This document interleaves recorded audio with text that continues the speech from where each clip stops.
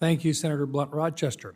Senator Alsobrooks. Thank you so much. Good morning, Mr. Chair, and I want to thank you for this hearing as well as Ranking Member Warner.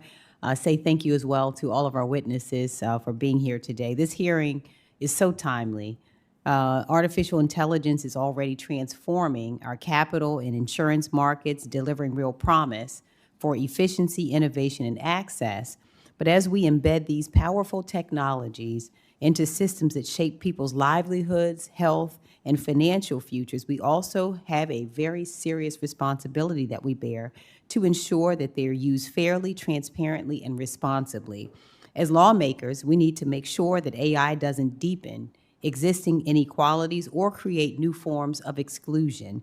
And that means asking tough questions about accountability, bias, data governance, and who gets left behind. So today I have just, my first question is for Mr. Cohen. I want to just tell you we're really grateful to have NASDAQ and to have its presence in Maryland and for its importance to the American financial system. And I understand that you believe there's great promise in embedding AI into NASDAQ stock trading businesses. And I'm all for utilizing AI to its potential, but we of course also need to balance innovation with risk, especially when it comes to our financial system. So my first question is, how do you believe that AI will benefit NASDAQ and its everyday shareholders? And then ask you how you balance those benefits to NASDAQ and the stockholders with possible risks to the financial systems. Thank you for your question, Senator. So when we think about AI, we think about them in two broad categories: in our products and then on our business. That's how we think about AI. And with respect to on our business, we're looking for productivity, efficiency gains. We're looking to upskill our employees and make sure that they have the greatest teammates they can with respect to AI. When we think about our products, and this is what we already have AI embedded in many of our products: surveillance products that prevent market abuse, our fraud products that prevent financial crime, and our regulatory reporting products that ensure that companies can report with confidence around their obligations. So we do quite a bit with AI on both sides of the house. In terms of the way that we look at it internally, we want to make sure that we have the following things in place to ensure that our shareholders and our customers are benefiting from it. We want to make sure we have great governance, which is a lubricant for innovation. If you have good governance and involvement from your chief risk officer all the way through your CEO, you have policies in place, you are training your employees, and you're following and leveraging rules and policies that others will. So there's a greater, if you will, alignment and harmony between the way that we look at NIST and apply NIST across the financial system. That's really, really important. And then to your other question in terms of the way that we look to employ it in our markets, and I gave you a little bit of a feel, I'll give you one example. We have deployed order types into our markets that are AI enabled and were approved by the SEC.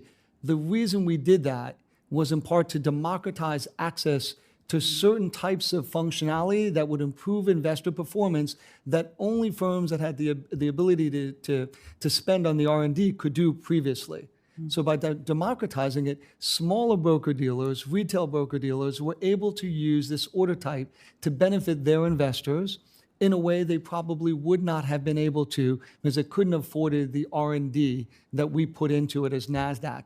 And so we put it out as a marketplace. The SEC approved it. It was the first of its kind, and we have aspirations to do more of that. So that's a great example of us democratizing access and improving performance for the broader market.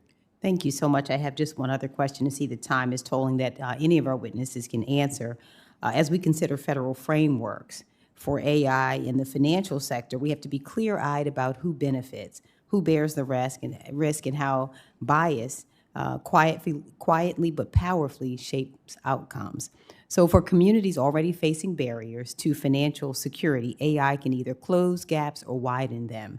So the question is, how should policymakers think about transparency and accountability when AI tools are used in decisions like credit scoring, loan eligibility, or fraud detection?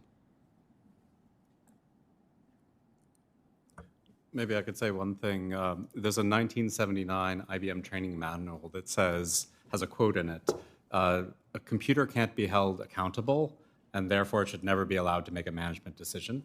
So we really believe that accountability question, that obviously, the the control of things should be done at the level of the risks, and everything should be reasoned in terms of what those risks are. And then ultimately, we have to assign that responsibility to humans, to people at different parts of that value chain.